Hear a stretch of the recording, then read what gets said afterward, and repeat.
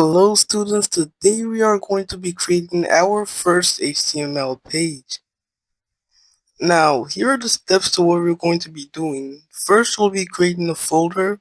We will open it in VS Code, then create an HTML file. And one thing I forgot to mention in one of the last courses was an extension we'll be needing called Live Server, the instant code to your browser. Live Server is an extension in VS Code that lets you instantly host and preview your code in the browser. So I will see you at VS Code. Oh, and remember to create a file in a folder. So here I am in VS Code. So I have a folder opened. You can open your folders through going to File and opening the folder over here, or Control Command Ctrl plus K or and Ctrl plus O. Okay, so that should be it. As you can see here, I can create a folder, file, or even refresh the Explorer over here. So first we are going to be creating our first file. We're going to name this index.html. Now the reason why this is called index is because it's the main file or index file for applications. I just closed the file explorer over there and now we're going to be creating our workspace. This can be done through a special command on the Shift 1 plus Enter. Now I'm going to be explaining our structure. The doctype HTML over here shows us which version of HTML we are using. The current version of HTML now is HTML5. The HTML lang en over here shows us which version or language version our app is using. The en over here represents English in general.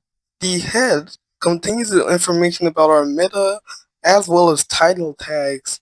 The title displays the name of our application in the browser tab, and that should be good to note down. And the body here is where everything about our application is supposed to be. The code, the styles, everything. If we write our code somewhere else, it should not display unless supposed to. And that's also good to note down as well. And I think this would also be a good time to talk about the live server extension. As you can see here, I already have live server installed. You can install it through here, and when we head back to our application, if I right click on my mouse, there should be open with live server, control command Ctrl plus L over here. And once that is run, my application shows up right here in my browser. So now we're going to be decorating our environment a bit. I'm going to be changing the document here to my first website. That should look clean, and an example of code we can do here is h1 welcome to my website. Now notice that as soon as I save this and go back to our browser, it shows up as welcome to my website. Now I want to show you something here. If I remove the h1 over here and just left it there as that, you see that the text becomes smaller, and this shows that h1 is a heading. It allows certain text to go from different variants. We can change the h1 here to something like h2, and as I save this, you'll notice that it becomes smaller. Now this goes from all the way from h1 all the way to h6. So that should also be important to note down. Now we are going to be using the image tag. Now if you remember course 3 from the first section, the image tag is used for displaying images in your web page. I'm going to type imgsrc with a few brackets here, then close this. But remember this is a self-closing tag, so we will leave it with a forward slash. This is optional, but must be included. And here is our image searching site for this course, Pixabay. You can type pixabay.com for any image. I'm going to use this one right here because I really like it.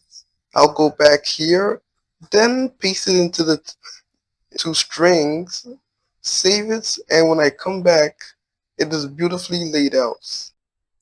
Now we're also going to be using a few other tags here. We'll be using the p tag for a paragraph. Now I want to show you a special piece of code here. If I type lorem, it just shows a bunch of text in French. I believe that should be the language. And I can also use the list tag or li. As soon as this appears, I can I can do something like pizza, burgers, and finally fries. Now this creates a list of my favorite food, but don't you think we should add an H2 tag over here? Like my favorite foods. I believe that's how it should be spelled. Save our application. Now I hope you notice the blinking light that shows up when our app is not saved. Sorry for saying blinking. This light over here, the white circle, showed that something in our application not saved. So if I press TR plus S, it disappears, showing us that we have saved our work. If I come back here, our lorem is beautifully laid out, and here's our list of food.